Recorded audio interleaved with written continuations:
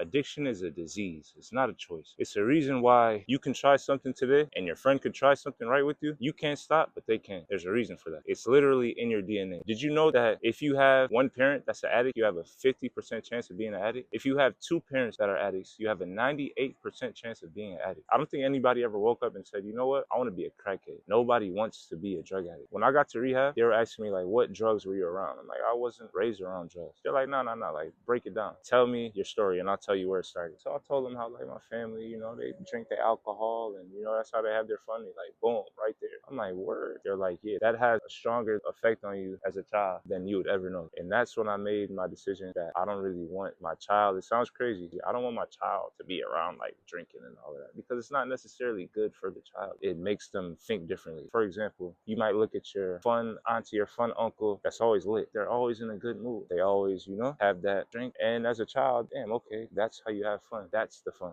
Even though they're working, you're not seeing that. You're seeing the fun. You can't just stop. Like you try to stop drinking coffee forever. You cannot just stop. So I hate when people say, just stop. Why don't you just stop? You cannot just stop. On average, it takes somebody 8 to 9 rehabs, full-blown rehabs to quit. And when you're in rehab, when I first got there, they said, look to your left and look to your right. Person on your left is going to relapse. Person on your right is going to die in the first 90 days statistically. So this is how powerful drugs are. The person in your family that you think is such a wicked, foul, haunted child, it's the drugs. Like they're not themselves. These things have spiritual effects on you, like demonic effects, and that's not them. Don't be so harsh on them. Just give them time and help any way you can and just try to understand them as much as you can. I know it's hard because they might have stole from you, they might have finessed you, and you're forever going to hold this hatred, but just let it go because it's not them, it's the drugs.